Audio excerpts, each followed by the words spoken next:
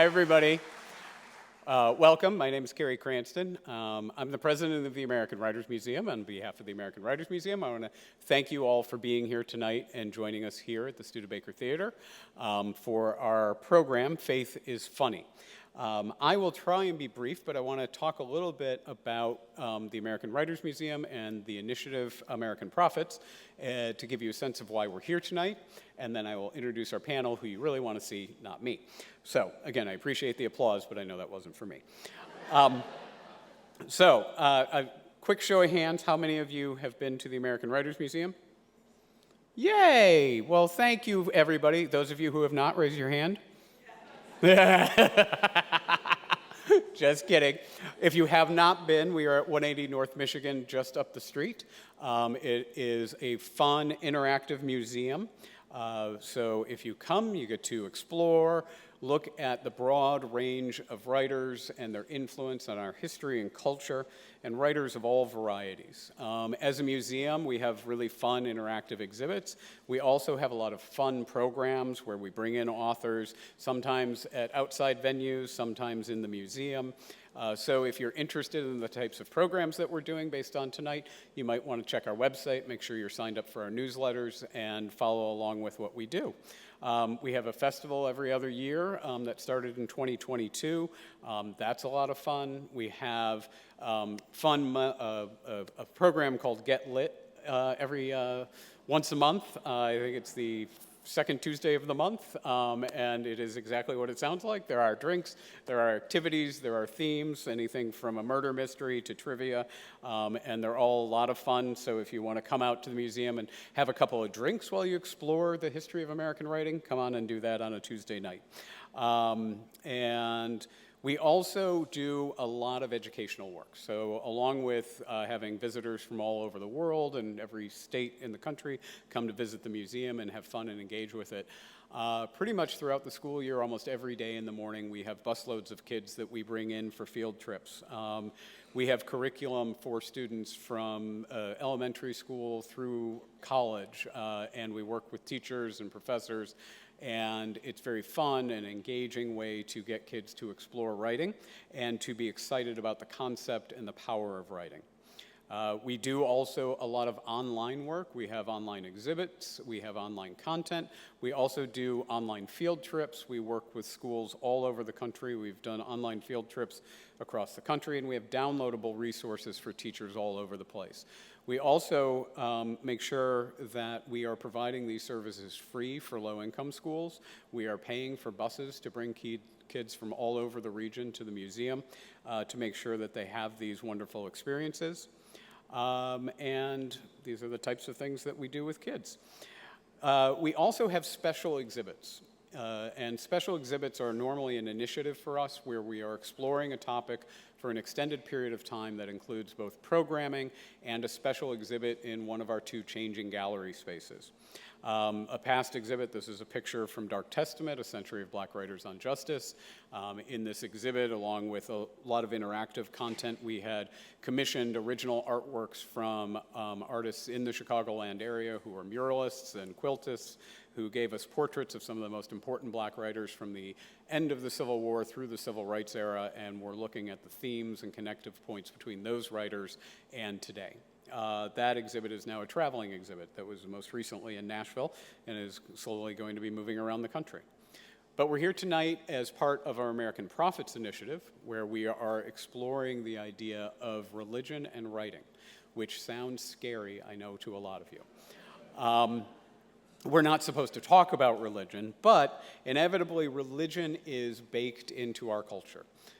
We are a society that has a First Amendment that talks about religious freedom. Obviously, there were native religions that were here before anyone immigrated to this country and came here, and people have come here for their religious freedoms for centuries. So that being the case, it's inevitable that a country like this is going to have a broad set of influences with various religions, with other belief systems that are going to be expressed through writers very often. And because of that, writers are very often the connective point through which we understand religion. So the term American prophets comes from a Nobel speech by Isaac Bashevis Singer back in 1978. And in the midst of that speech, as he's talking about the importance of writers, and he says, in their despair, a number of those who no longer have confidence in the leadership of our society look to the writer, the master of words. They hope against hope that the man of talent and sensitivity can perhaps rescue civilization. Maybe there's a spark of the prophet in the artist after all. And I am not ashamed to admit that I belong to those who fantasize that literature is capable of bringing new horizons and new perspectives, philosophical, religious, aesthetical, and even social. In the history of old Jewish literature, there was never any basic difference between the poet and the prophet. So that's the reason for the title of our exhibit. Our exhibit and the programming around it are going to explore a whole set of ideas. The exhibit doesn't open until November of this year. However, we have been doing a series of programs. We started back in April with Making New Gods, with some of the biggest names in science fiction, including N.K. Jemisin and Nnedi Okorafor, who were talking about the idea of creating religious belief systems within alternate realities and speculative fiction. We had a great program with Dave Barry, a famous comedy writer who also was the son of a preacher. Paul Ely came to the American Writers Museum to talk about his book, The Last Supper, which was looking at post-secularism in the 1980s and how that was expressed in art from people from Madonna to a number of other pop writers and pop artists, and how religion and post-secularism were driving that. Tonight, we're here for Faith is Funny, and I'll talk about that more in a little bit. There are going to be even more programs between now and November. The next one is at the museum on July 10th, and it is called Divine Love, part of the American Prophets programming series. We are going to be looking at religion and romance writing with a group of romance writers. So that will be at the museum on July 10th. I'm going to talk a minute about the exhibit, but we're hoping that you will be excited by the content that we're putting together and you'll want to come see it in November. If you've never been to the museum, this map means nothing to you. But if you've been to the museum, you might sense from above, but you've been on the floor, it's not a gigantic space. It's about 11,000 square feet, that there's a big density of content with all the interactive exhibits. We have 2 changing spaces, and that's normally where we limit special exhibits to, but this one is going to be a bit bigger than our normal ones, and it's going to spread out into multiple areas of the museum. And what's really going to be fun about this exhibit is we are going to be looking at things like comedy and song and science fiction and poetry and memoir, and how all of these different aspects and these different writers are influenced by their religion or are influencing our thinking about it.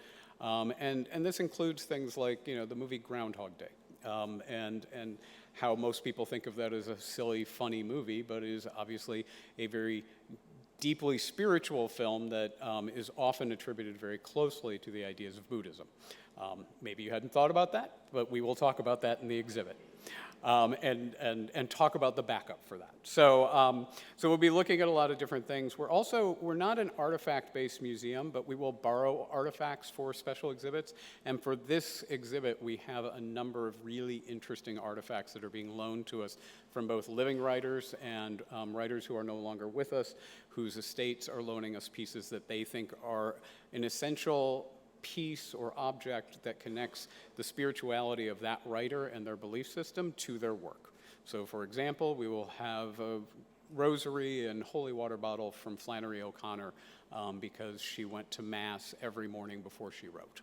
So that would be an example of some of the various different things that are coming to us, and we think it would be really interesting and engaging for people to see some of these artifacts.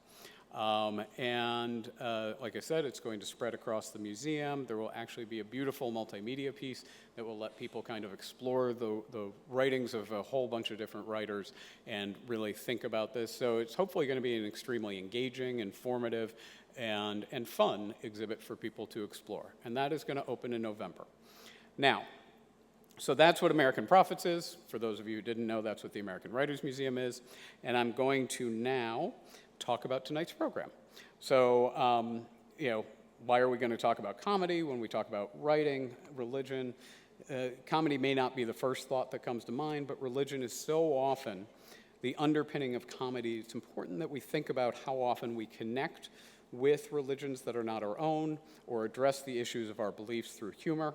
From old jokes that start with a priest, a rabbi, and an imam walk into a bar, or, as I mentioned, movies like Oh God, Sister Act, Groundhog Day, or TV shows like The Good Place or The Righteous Gemstones that are more current. Our culture is full of examples of religious and spiritual thought being explored through comedy. So tonight, we have asked 4 writers of comedy to help us explore this topic, and that's what you came here for, so I'm going to introduce them right now, and they're going to come out and join us. And first and foremost is someone who is here on a regular basis. Peter Sagal is the host of NPR's Wait, Wait, Don't Tell Me. It's the most listened to hour on public radio, which is recorded right here in this theater on a weekly basis. He's a playwright, a screenwriter, and a journalist, but he's also the author of the Book of Vice, Naughty Things and How to Do Them, and the Incomplete Book of Running, a memoir about the 2013 Boston Marathon bombing and other adventures while running long distances. And tonight, he will be moderating tonight's talk. And next up is another regular panelist on Wait, Wait, Don't Tell Me. Hari Kondabolu is a comedian, writer, and podcaster. Based in Brooklyn, New York, he has been described by the New York Times as one of the most exciting political comics in stand-up comedy today.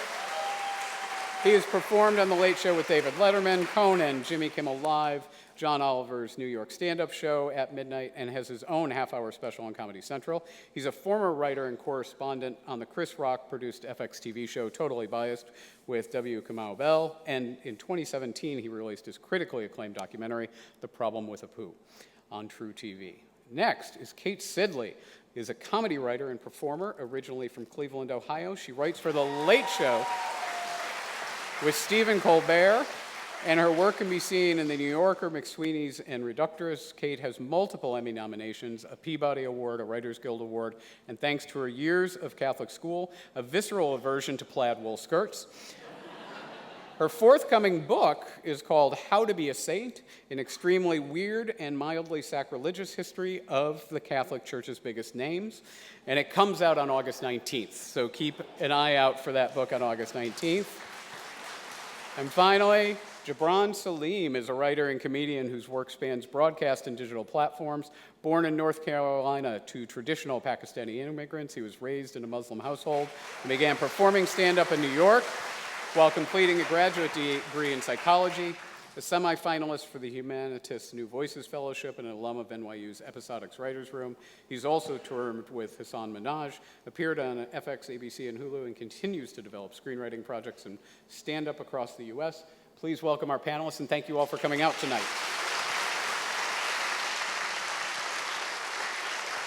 Thank you. Hi, everybody. This is an interesting experience for me because I'm here mainly because I wanted to attend the event, and I called up and I said, Carrie, do you think you can get me in and get me a seat? And he said, yeah. Be careful. So, by way of introduction, one of the reasons I was very interested in this is because I grew up with knowing that I was hopefully someday part of this incredibly rich and well-documented tradition of Jewish American humor, right? It's this thing, everybody knows about it, there have literally been books written about it. But in all the time that I was aware of this, it never occurred to me to think about 2 different things, some of which I guess we'll address tonight. A, what does Jewish American humor have to do with Judaism? And secondly, are there any other traditions like that that didn't get as much press as mine did? So hopefully that will be something we will discuss tonight and many other things. And I thought by way of introduction, as they should introduce themselves to you, I asked everybody to basically do 2 things, or 3 things. First of all, to describe how they grew up. Secondly, where they are now in terms of like a faith tradition. And lastly, to tell a joke that comes out of that faith tradition. And if you've ever been to a comedy show with a sort of a group of comedians, you always know the least funny goes first. So I will go first. And that says nothing about the order. And then we'll just go down the row, so it says nothing about the order of them. So very briefly, I grew up in a religious household that was part of the conservative movement. If you know anything about Judaism, that means we did not wear outward stuff about our religion, but we kept kosher at home, and we went to synagogue every Shabbat and the high holy days, and I had a religious education that took me through my bar mitzvah. I was bar mitzvahed, and then pretty much I kind of, as soon as I had the freedom to do so, walked away from it. And today I would probably call myself very proudly a cultural Jew, i.e. it's very important to my identity and my sense of self and my sense of being in the world. But I don't even remember the last time I attended a synagogue, and boy, do I love bacon. And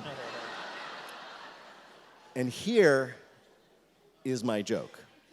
This is, I think, to me, this is like there's so many Jewish jokes, but this is the classic. Mrs. Berkowitz was down at Fort Lauderdale in retirement, and she was enjoying the visit from her little grandchildren. Her little toddler boy is sitting there playing in the sand. And as she's sitting there on the beach in Fort Lauderdale, this huge wave comes in. Monstrous, comes out of nowhere and washes the little boy out to sea, and everybody's going crazy and everybody's going nuts. People are jumping in the water, but not Mrs. Berkowitz. She stands up and she points a shaky finger at the sky and says, "No, you don't. I have suffered my entire life. I worked, I gave up everything, I kept all of your commandments, I kept kosher. I did all these things, I sacrificed everything, and this is the reward, finally, when I have a moment of peace and joy, and you take him. Where is your justice, God? I thought you were a benevolent God. I thought you were a just God. I thought we were your chosen people. And you do this?" And there's another big wave out of nowhere, and it comes in and it hits the beach, and it washes away, and sure enough, sitting there is her little toddler grandson, completely unharmed, happy, laughing, going back to playing with his pail. And Mrs. Berkowitz narrows her eyes and looks up at God and points her finger and says, "He had a hat."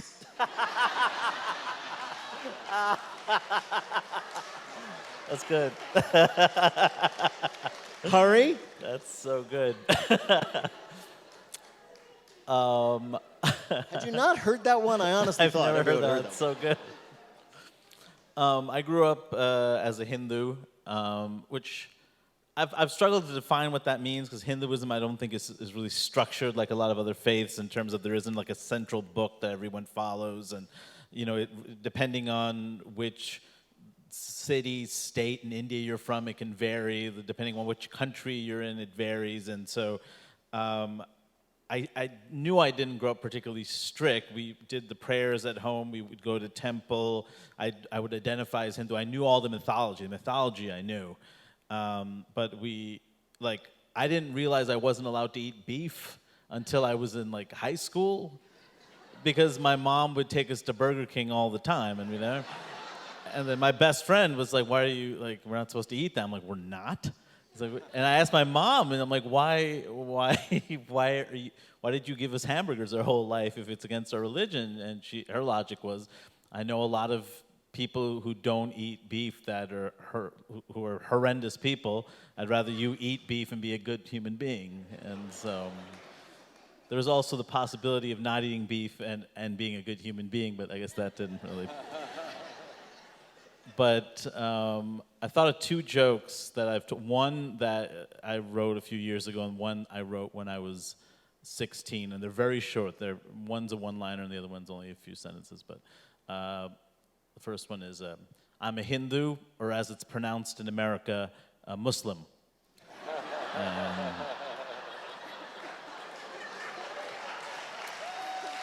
And I should have closed on that one, because this one I wrote when I was 16. It goes, 'cause I haven't told it in many years. "I was a Republican when I was 7. It wasn't my fault. The symbol of the Republican Party is an elephant. I'm a Hindu and I got confused." Thanks. Kate? Hi, I'm Kate. I was raised Irish Catholic, which is also known as the double whammy. Actually, my full name is Catherine Mary, because I was literally named that because my mother thought this one's going to be a good Irish nun. Sorry. 12 years of Catholic school, K through high school, and then I went to a Methodist college because, I was experimenting. And I would say now I am a Christmas Easter Catholic. as many of us are, because I'm also a parent and I'm busy.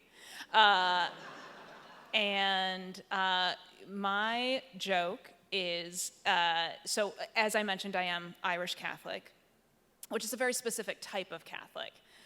So I'm Irish, and my Irish heritage makes me very proud, very strong, very determined, very stubborn. And my Catholic heritage makes me feel bad that I just bragged about being Irish.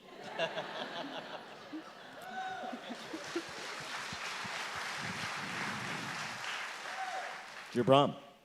Hey, what's up? Yeah, I'm Gibran. I was born in North Carolina. I grew up in a very religious household. I'd say up until I was 13, my life outside of school revolved around the Islamic community. We'd go to the masjid. We'd have sleepovers on Saturdays for like the boys' youth group. I'd go to Sunday school on Sunday. I guess that makes sense. And yeah, that was up until I was like 12 or 13. My parents are divorced, so then I moved to upstate Western New York, like Dansville, which is a tiny town. I hope you've never heard of it. And that's when I started thinking on my own. And at that point, if you asked me what I was when I was 13 or 14, I would have said atheist. I would have been an undeniable atheist. I was very thirsty to understand religion, spirituality, philosophy.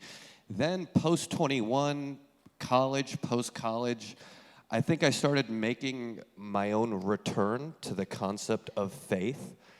And I still think I'm along that journey in the sense that I don't really think faith isn't always static. It's something you kind of explore over time.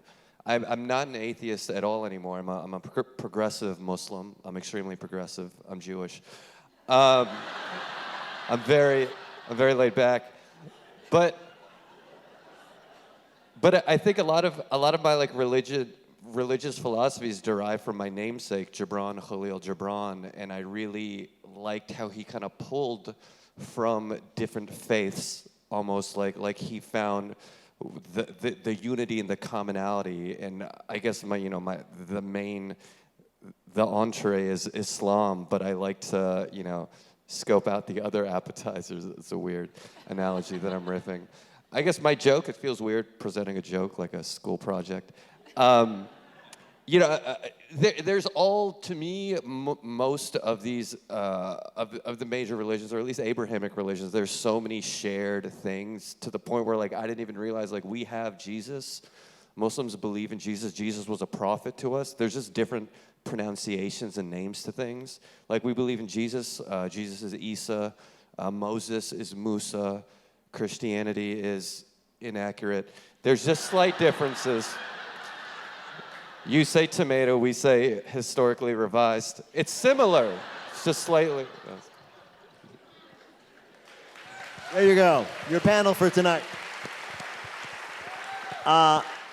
Let me start with you guys with something that I mentioned earlier, which is I was really aware that there's this huge tradition of Jewish American humor. It goes back to vaudeville. It's the subject of books. I had a book, the big book of Jewish humor, the treasure of Jewish humor when I was growing up, so I knew it, right? And there were all these examples of people I could look for. Woody Allen, and many, well, they're all problematic these days. Did you guys have that? Because I'm assuming that you had an interest in comedy, because here you are. And were you able to find anything that you could connect to, either as an example or as a tradition, or anything you could hang your hat on and say, oh yes, it's possible to be a comic as a Muslim or as a Hindu. Catholic, maybe, I can see other examples, but wondering what you guys think. No. No. Nothing. Like, if specifically, I mean, I didn't even have role models, like, in entertainment as an Indian American. Like, right. A Hindu, like, what are you talking about? Like, that's way outside of the realm of possibility. Like, there's a billion of us, but we didn't exist in this country, right? And so, no, I did not have any of those roles. I was excited when I'd hear about, there's a show in the UK called Goodness Gracious Me, and it was kind of like in living color, except it was an all South Asian cast. South Asians being like a very big minority group in the UK. And they did jokes about religion and culture and colonialism. And that was the first time I saw any of those jokes and those kinds of things represented in any way. And it wasn't in this country. So I was thinking about this question of like, is there a Hindu humor? And I asked my mom, and she said no. And and then I asked myself, is there a Hindu American humor? And then it's like, I think it's me. Like, Yeah. there isn't. It's still a fairly new concept, right? Like even the idea of Hindu American is a new concept, right? So the idea of humor that stems from that faith or that faith's integration in this country is still pretty new. You're a pioneer. Yes. Yes, I think so. Either of you guys want to leap at that? Tagging off Hari, there was no representation. I like really identified with your answer because for me there was no like Muslim comedians or Muslims on TV or in like American culture growing up. So there was no like who do I look towards to strive to be like or to give me the sense of I could do that too. There was none of that. And Hari has an amazing documentary about Apu and the Simpsons, but Apu and the Simpsons was like the only brown representation. But since then, and I feel like we are on the precipice or we're just hitting the tip of more representation in different forms. But like Aziz Ansari, which, he kept it under wraps, but he was Muslim, or he is Muslim, and then, there's other comedians now circulating, but I think we're in a beautiful time where now there is slightly more representation, and that's a direction that I hope to continue growing.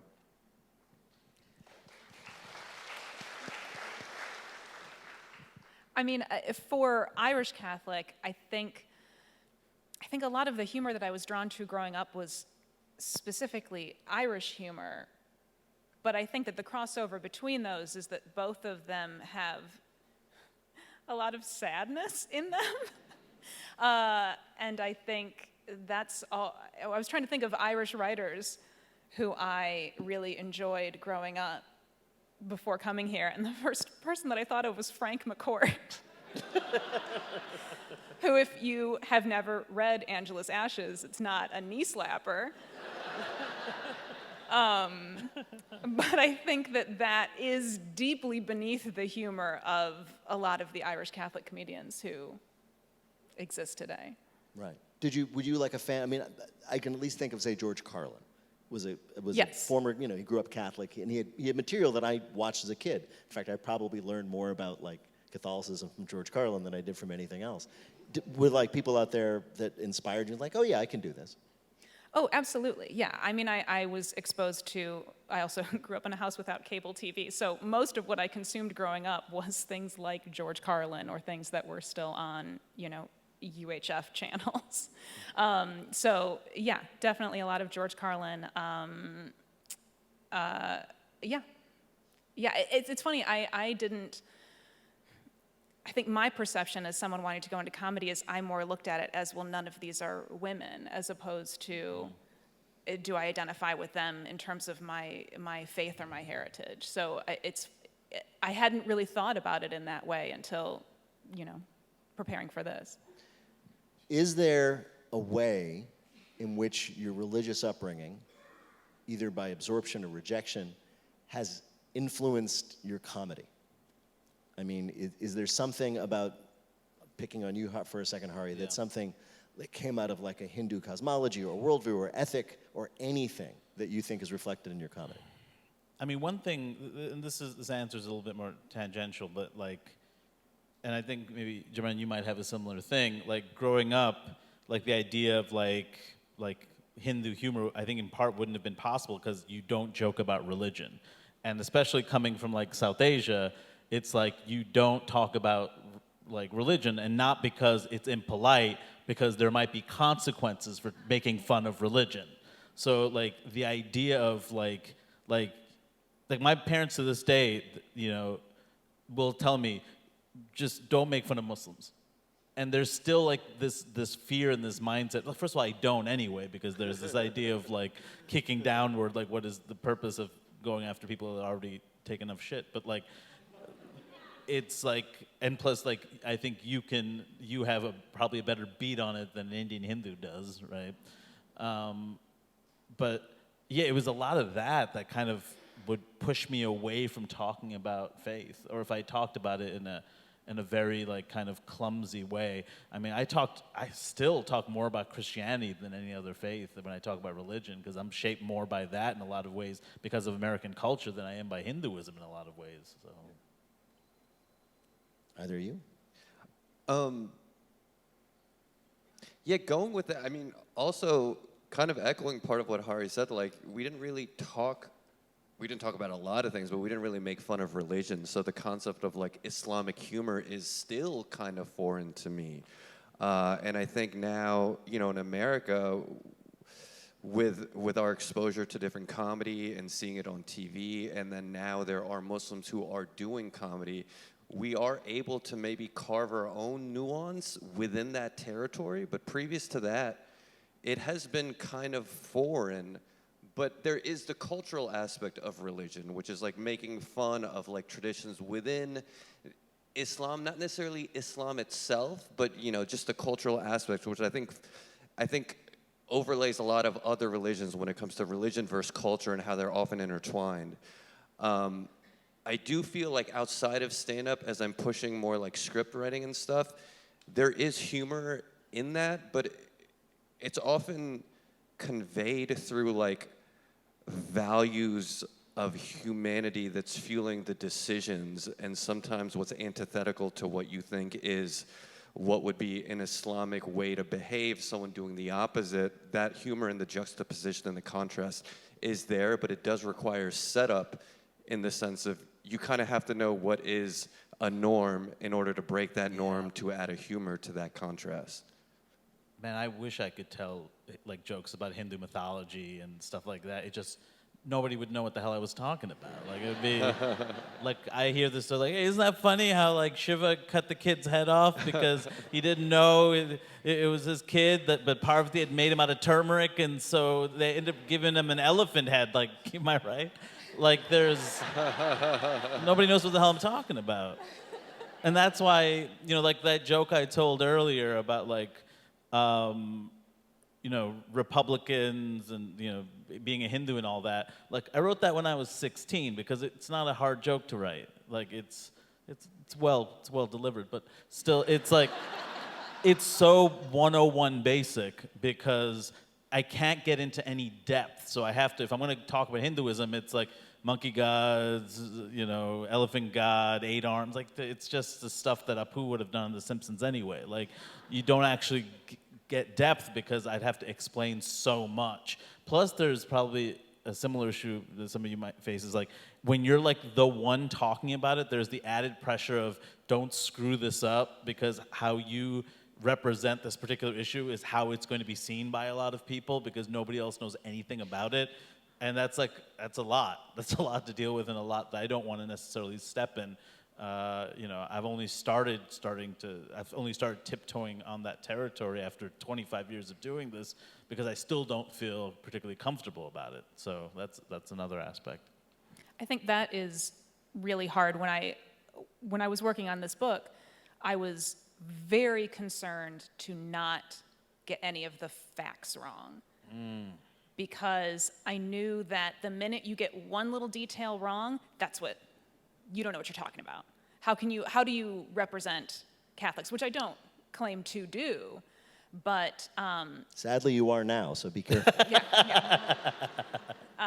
But I had a friend who was a former researcher, and I hired her, and I said, will you fact check me, and go through the whole book and just see, and it's so hard because there's so much of the history of Catholicism that is probably this date, but maybe this date. Also, this is the story about this person, but also, you know, Saint Valentine might not have been real, so here's the 3 different stories of what might have been what he was like if he was real. So it's a lot of pressure to not want to misrepresent something that people feel incredibly strongly about. And yet, at the same time, so your book is, to simplify it too much, it's sort of a comic history of Catholic saints. which is something whenever I would go to cathedrals in Europe, I would get into that. Like, tell me how that one died. Oh, they grilled him? Yeah. Oh, it's gruesome. Oh, yeah. And it's very funny, and you make fun of these saints, of their gruesome deaths and their strange claims to sainthood. So you're using your religion as comic material, or your faith tradition, right? Yes, yes. And I think the one slight change that I would make is I guess you could disagree. I don't view it as me making fun of it. I view it as there's sort of two elements. There's the faith of the religion, which is incredibly personal and I wouldn't want anyone to make fun of where I'm at in my faith, because I agree faith is something that you exercise, and just as I wouldn't want anyone to watch me exercise, I wouldn't want anyone to look too closely at where I'm at with my faith. But there's also the human element, which to me is what is so funny about religion, because it's that meeting of the organic and the mechanical, that meeting of, okay, well, we have to figure out if this is a miracle, so we're going to assemble a team of doctors, and they're in charge of analyzing the medical history and interviewing them, and then if if a quorum of the doctors agree, then it's a miracle. Like, that's so mechanical, but it's humans attempting to make logic out of something that's so inherently illogical, and that's what I think is so fun and so relatable, and is to me what makes saints relatable, is that there is this bizarre human element to all of them, even the ones who weren't real. When you were writing the book and working in the book, were you aware of boundaries you wouldn't cross? In terms of this is funny, and some of them, like I said, aren't. Yes. Yeah. Okay. What were they? Make fun of it now. No, I mean I'm genuinely interested in because there's one of the things that makes this whole discussion interesting is because what are the things that aren't funny?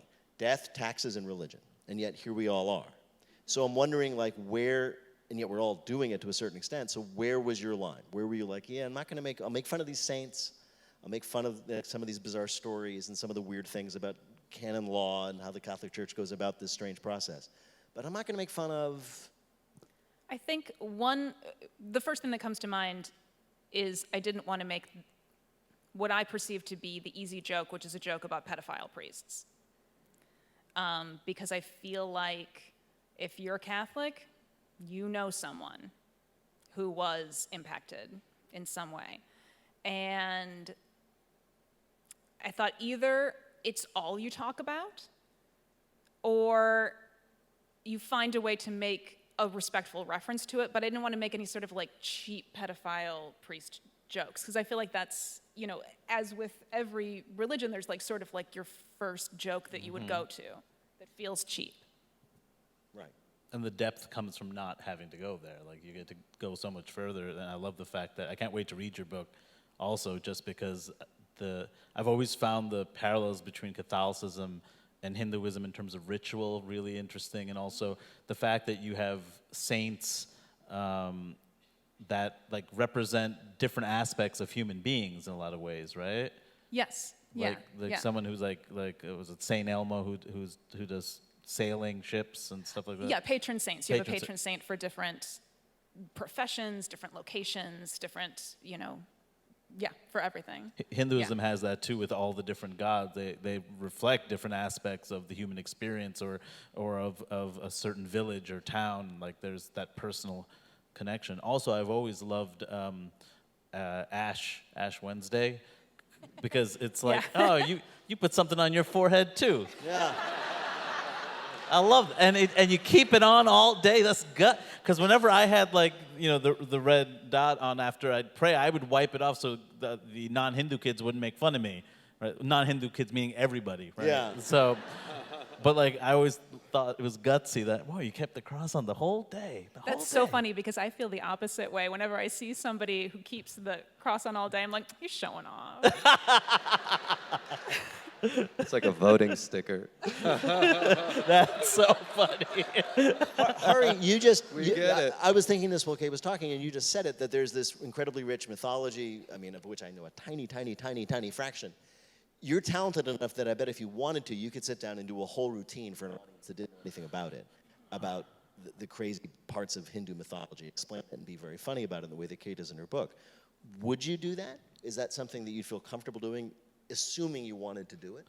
That you're interested in I've it? never seriously thought about doing it. Like, and I've written jokes trying to compare Hindu mythology with Star Wars, and because they all kind of take from Hindu mythology. Like Game of Thrones, they all take bits and pieces like that, and it's pretty clear. But like, I have thought about laying them out in jokes, but never in a long form thing. And actually, that would be kind of interesting to steal your idea. Take it. And to do it myself. Pantheon, yes. I'll throw the same question to you. I mean, have you ever thought of like, I can do a bit about Muslim history and like the split between Shia and Sunni or whatever you might find to be funny? No, I've never thought of that. But also, there's times where I'm like, okay, well, this is kind of funny. Is this relatable? There's so many different factors, which is, one is like, what is joking? What is religious humor versus like we Muslims, we pray 5 times a day, which is a lot. But growing up, I would go to my room to pray, but I wouldn't pray. I would just stare at the clock and just think, oh yeah, that's about how much time it takes to pray. And then I would go downstairs. But then I'm like, all right, talking about that was so specific. That does feel more cultural than religious. But one thing that I realized with Muslims, and I think any given population, is that you are automatically the spokesperson. Especially in America. The second I say Muslim, they're looking at me like I'm a scholar, and I don't know shit. I do know, but like not like PhD level things. So when you speak, and this is also from within the same group, within Muslims, they're looking at you to be the representative for, and there's no way, we're just as human beings, we're just too dynamic for one person to represent all billions of people.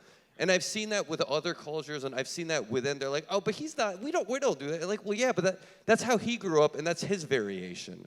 But I think there's a problem, which is we're seen as monolithic, and we're not.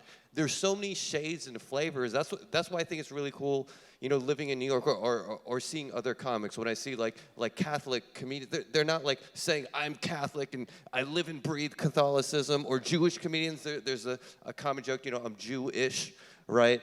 And I think that's amazing, and I would love to see more of that because I think that's more easier for non-people of that group to understand that, they're not all the same, even though they're cut from a similar cloth.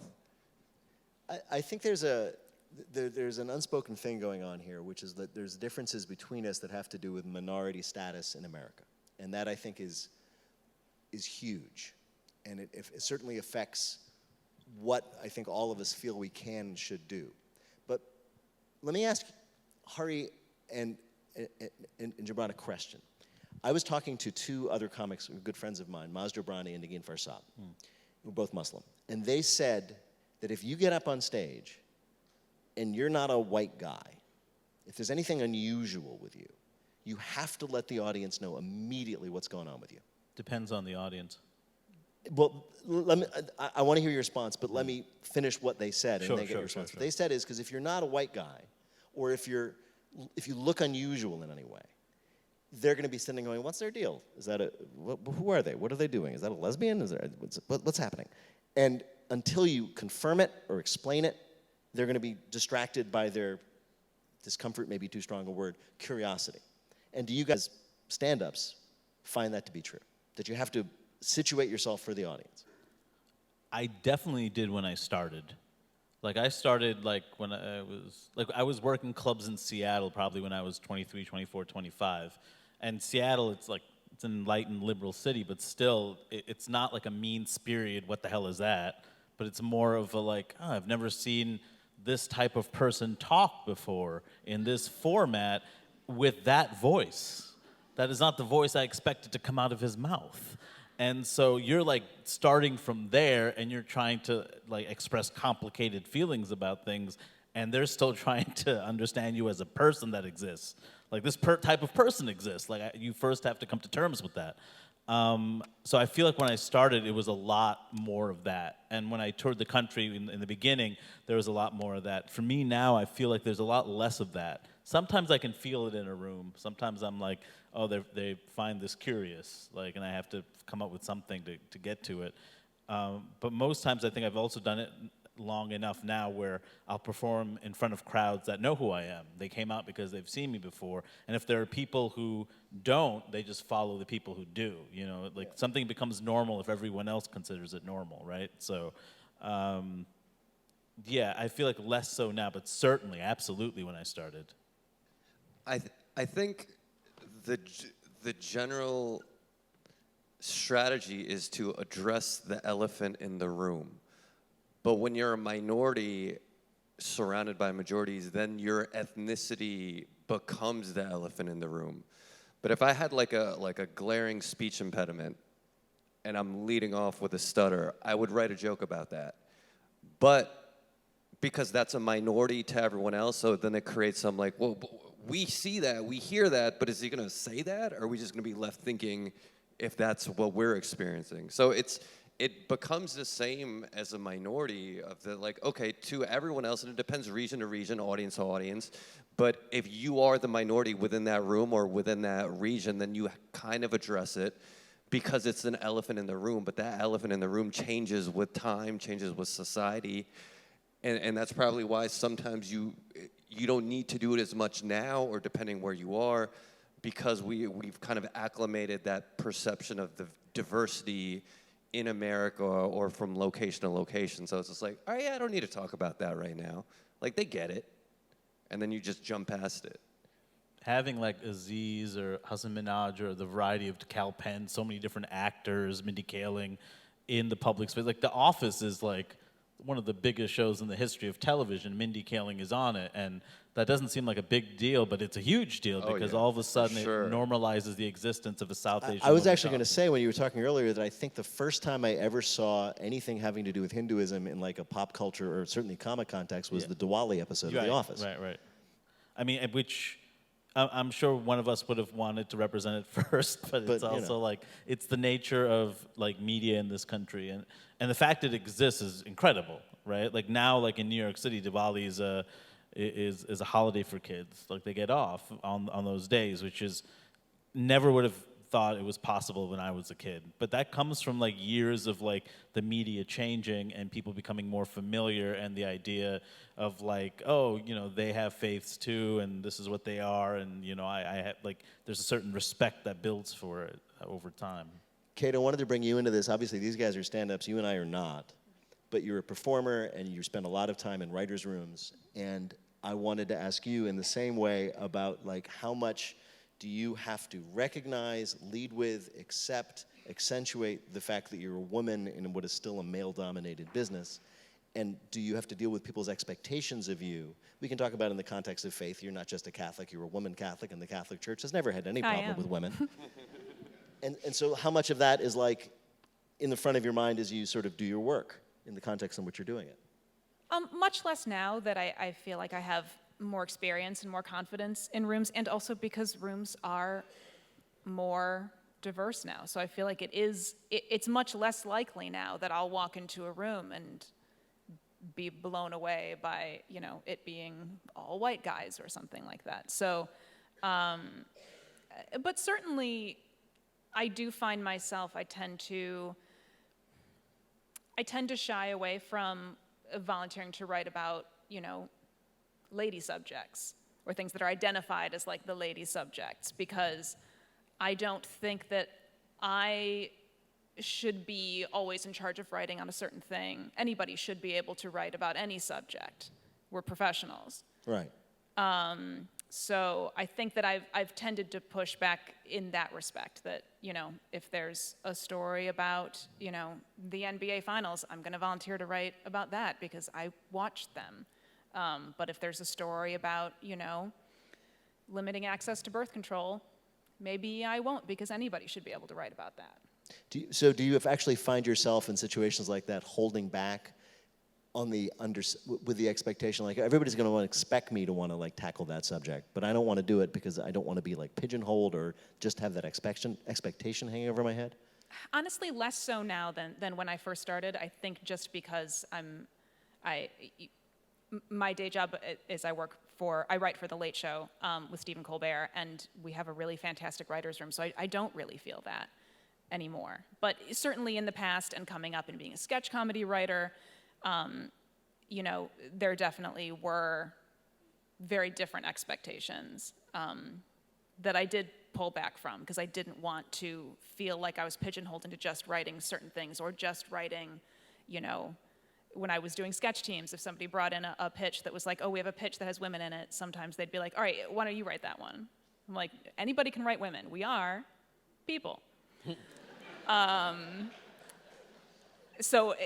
thankfully, I feel like, that's in the past. We're trying to bring it back to faith for a second. One of the things I noticed in your book was that you write about a lot of these female saints, many of whom became saints because they quite literally would rather die than give up their faith and marry a heathen. And you point out is that, well, maybe that wasn't really the issue. Maybe they didn't want to be, sold off to some person at the age of 13. Yeah. So, I mean, you clearly part of your perspective on writing about the Catholic Church is as a woman, right? Sure, yeah. There's a section in the book called Saints Who Became Saints Probably to Avoid Shitty Marriages. That's a much funnier way of saying it than what I just did, so clearly. There is there was a significant portion of human history during which the choices for women were get married off at, the ripe old age of 12 or 13 and, pop out babies till you die, or maybe pursue a life as a sister or an abbess or something like that, or a hermit, where you might get left alone, or learn to read or write, or just be in an environment where women are in charge. It does seem as though there were many women who chose that life, and I think that that's very understandable given the options. When any of you make a joke about somebody else's religion?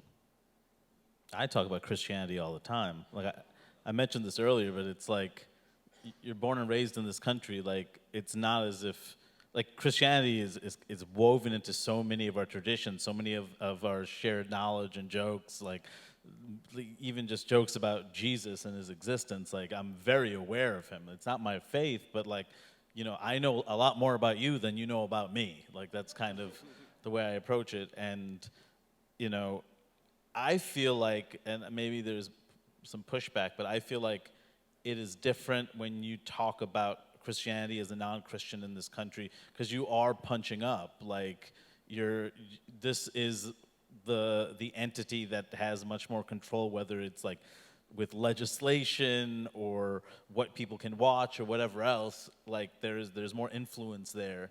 So me commenting on it as an outsider and as someone who has that kind of minority status in terms of religion is like, okay, well, this is me punching upward to, be critical of something. Right. Yeah. No, I don't think I would. I can't, well, I just can't think of a scenario in which I would need to.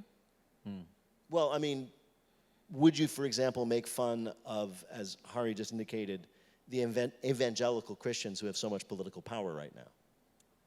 Oh. Oh, those guys. Well, I happen to have a tight five right here. Sure, yes. Yeah, that's okay. I think even the joke that I was doing up top about like historically inaccurate, the real motivation of the joke was actually to show commonalities between faiths, and then does a turn at the end. But I think if your intention is purely to just desecrate on someone else's faith, I think the audience can kind of like understand that, and that's when it's really punching down. But there's a way to talk about religion and find humor in it without it necessarily being like, that sucks or that's stupid. I think there's ways to go about other faiths beyond your own without it necessarily just being like mean-spirited. Yeah, I should clarify. I'm not talking about like, I hate Christianity and this is why I hate Christianity. Like, it's more of like cultural reference. Jesus is going to come up, I think I have a bit now that... where I talk about how if Jesus came back, he'd be pissed that everybody is depicting him as white just because no minority wants to be called white. Like, you think I'm white just because I wear sandals everywhere and my dad got me my job doesn't mean... So, like, to me, that's fair game because... in this country, Jesus is a mega celebrity. You know what I mean? It is funny. It does seem as if so much of our conceptions of like what's fair game, what is funny, what is not, is really tied up in like social power, right?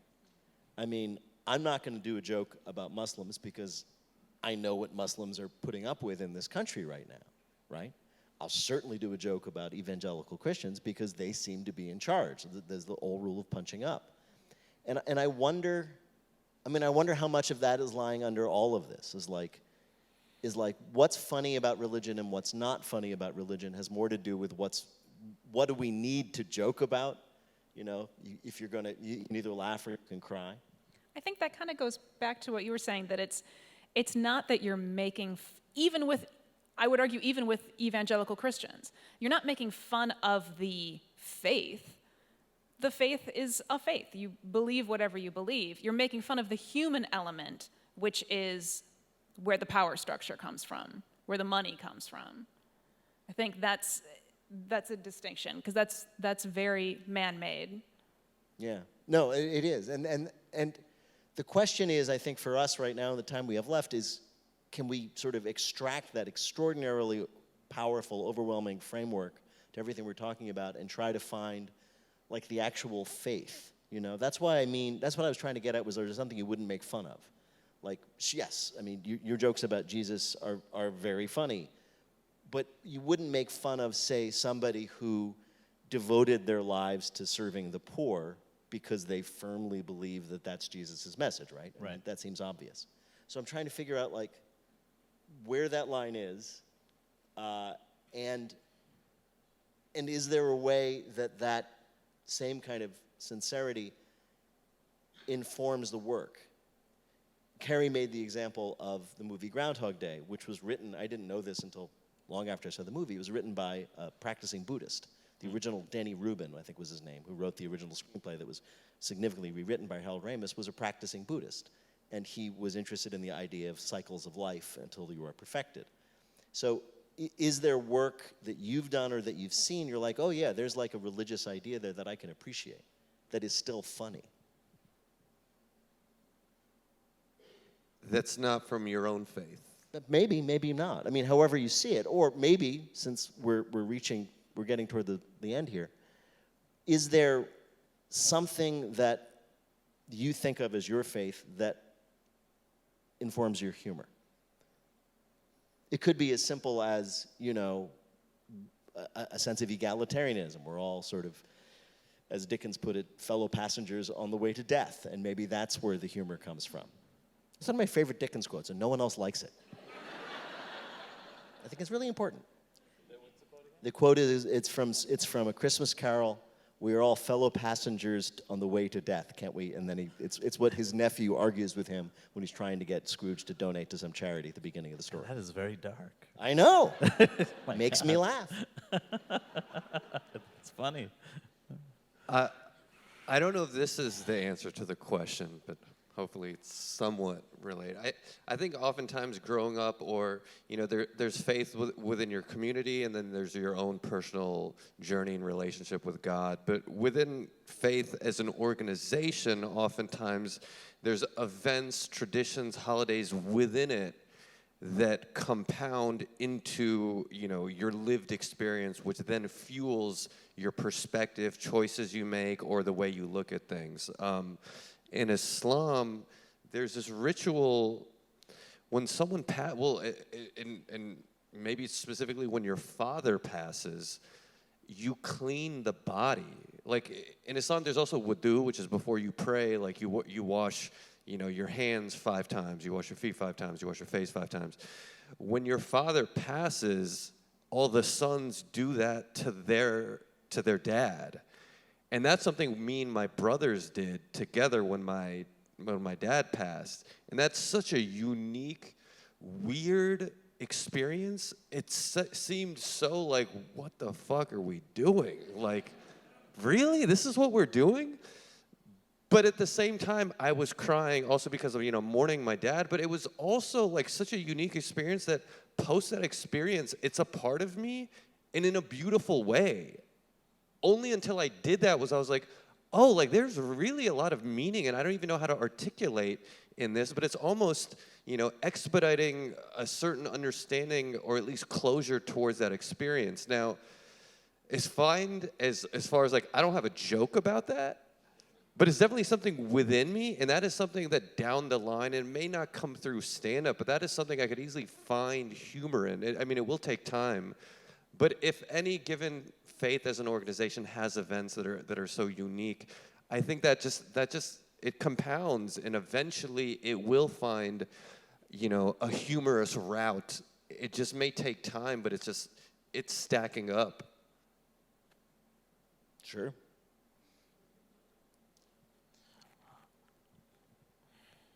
There's something about reincarnation and not giving up.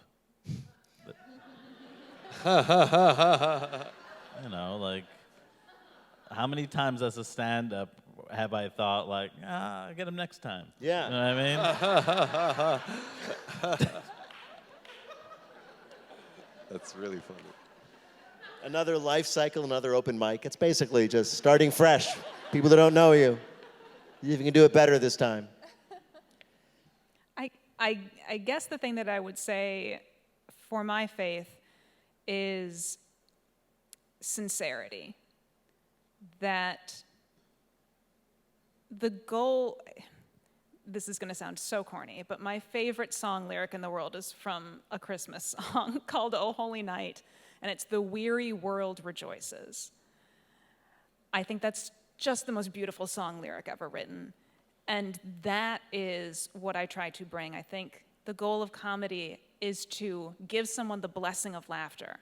Mockery is to harm. Humor is to evoke joy and to give someone that blessing of releasing some of that weary world and feeling the joy.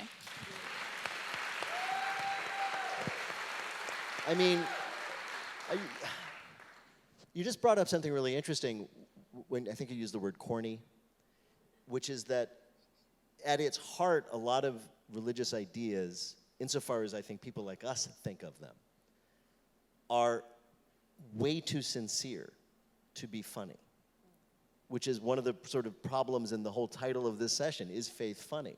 In its essence, I don't think so, unless you are willing to stand back and just make fun of them for having that faith, which, as you say, is mockery. So that's the sort of thing that those people who have... This is interesting to me, to interrupt myself. We were talking about a comedian who I won't name, backstage, very successful, very good comedian, who one of you told me actually has some really conservative religious views, right? And this comedian does not express those extremely conservative religious views on stage. And I was wondering why. He's got this amazing platform. He speaks to millions of people. Arenas filled with him. He could do it if he wants. And my assumption is that he doesn't because he knows it's not funny. And he wouldn't want it to be funny. I mean, what if he came out and in the middle of doing his brilliant stuff about all kinds of cultural things and funny experiences in his marriage, he said, and by the way, you know, and then he laid out some of his conservative religious views, he'd be afraid that people would think that was a joke. And it's not a joke. And I don't know where that leads us in terms of a conversation, but I do think that we're all sort of dancing around the fact that unless you believe it's all nonsense, right? Because George Carlin, I think, took that attitude toward the end of his, well, not toward the end, maybe forever, that he thought all religion was bunk and was happy to make fun of it all. But I don't think anybody on the stage is ready to do that, to make fun of a sincere, faithful person. I mean, part of why it works with Carlin is because you know it's sincere. Like his dislike of so sincere. It's not. He's not going to walk away with it and walk away from it and be like, "Oh, those were just jokes." Like, you know, he's not going to take the coward's way out. Right. You know that he believes in these things, and it's built to be like if somebody else did it, and you didn't see that conviction, or it wasn't consistent with the character they've portrayed for years on stage, you would have a different reaction. But we know that's him. That's consistent with everything he's expressed. He finds it all to be a bunch of bull, and like we're all suffering for it. Like that sincerity is what drives his, you know, mockery maybe isn't the right word, but his ability to go after all religion. Right. I think also with Carlin, there's making fun of the concept versus people within it. And I think with Carlin, it wasn't like he was pinpointing like his peers. It sounded like he was making more fun of Catholicism or religion as an idea. So it didn't feel like he was hurting people. He was trying to talk about the idea, and part of that was when he talked about like growing up and going to Catholic school and his experiences. So then it felt like it was more personal in the sense that he wasn't just random shots. It was rooted in his own experience. Right. I mean, you have to live it to be able to sort of talk about it in kind of a credible way. This is something I've been thinking about a lot, and so I'm going to pose the question to you guys. I think we're all similarly on the same level when it comes to religion, allowing for all kinds of variations. I know Hari has a child. You mentioned that you're a parent. Do you have 2 kids? I don't know. Nope. Got nothing. I have 2 young kids, and one of the things I'm struggling with is how do I raise them? Do I raise them as Jews religiously? Because I said earlier that I feel extraordinarily proud and it is central to my identity to be a Jew, but I'm not religious, and I don't like going to synagogue because I think it's nonsense. Sorry. Somebody just said it's a shanda. But I don't want them to miss out. You know, I want them to go through the same experience of being forced to go into the Hebrew school and being made miserable until they are old enough themselves to realize it's all nonsense. And then we can, you know, because that to me, you know, that's the tradition, to use another Jewish joke.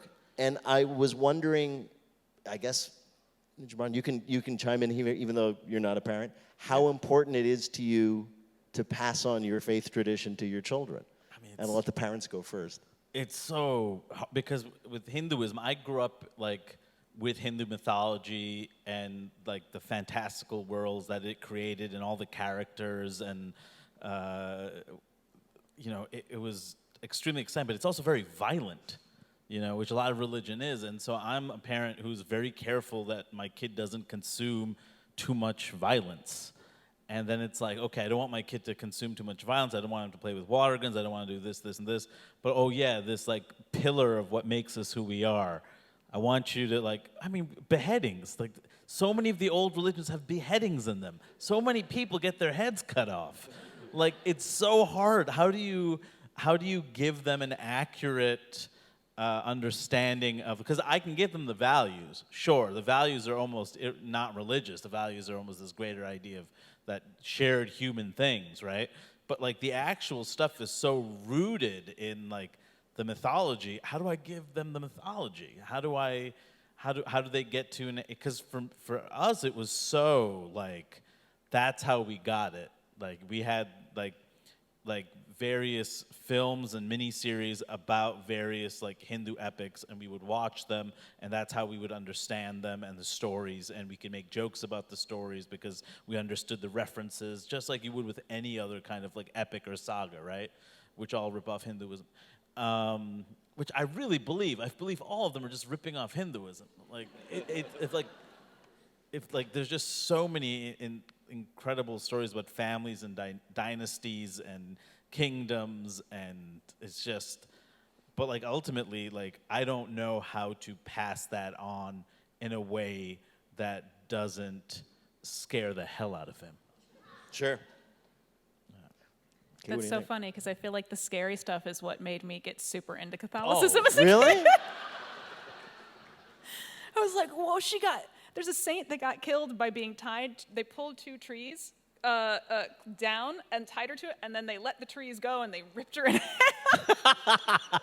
I mean, if you're a kid, you're like me who was into X-Files, you're like, oh, tell me more.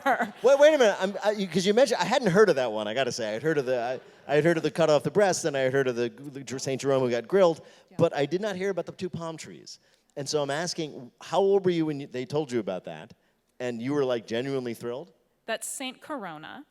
And roughly the age when you start like really aggressively learning about the saints in Catholic school is around like 7th, 8th grade, because that's when you're going to do your confirmation and you have to pick your patron saint, whose name you're going to take. So that's when you start reading about all the saints and realizing that there's like lots of, blood and gore, and there's a fun side. But to answer the question about our kids, I mean, the same. It's a struggle. I was raised Catholic. My husband was raised Catholic. He and I had very different experiences with the Catholic Church and with Catholic school. Catholic school was a saving grace for me. I went to an all-girls Catholic high school, and thanks to that, in my pivotal years, I was exposed to only women being in charge. And I think that helped form me into who I am today. Whereas he was sent to Catholic school as a punishment for being bad in public school. So it's, you just, as with anyone in any religion, you just have to find your way and piece it together and hope that you raise kids who take the values and, the cool horror stories and then leave all the bad stuff behind. One thing I definitely don't want is to have, for my hypothetical kid, which I do want. I would love a son or a daughter. Do you want one of mine? No. But I would partially is for their identity's sake, for they to feel like they belong or that there's a community for them. But one thing I would be adamant about is to make sure that they don't look at it like this religion is the right religion and these are the wrong religions and vice versa. Because I don't really think that's going to do anyone any favor. And that seed will grow into animosity and hate, which I don't want at all. I would want, my son or daughter to grow up with some understanding of religion. But I mean, I wouldn't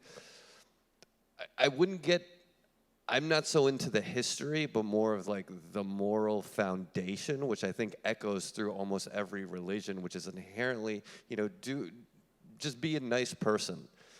And so if that's like Islam, that's the backbone of that for my son, it depends on who my wife is and what she approves of. I don't know. I think she might be argumentative. But ultimately, I think I would like, my son or daughter to visit a mosque, maybe visit a synagogue, maybe visit somewhere else, but to get some religious understanding, and then ultimately they're going to go in their own path, and that's, up to them. But I think some understanding of religions in general, I would like. We're at the end, and I don't have any grand conclusion, but if anything you guys wanted to add or correct or object to or just let the audience know this is something you think about when you're doing your work? I mean, Jedis are really just Hindu priests. Like, Actually, I would, as a massive science fiction and fantasy nerd, then and now, I would listen to that. I would see you do a 45-minute special just laying that out. It's just like using the power of like concentrate. Oh, you mean meditation? Okay, and then that's like literally straight up Hinduism, straight up. I'm almost more worried about you offending Star Wars fans. No, like Jedi is ancient. It came before Hinduism.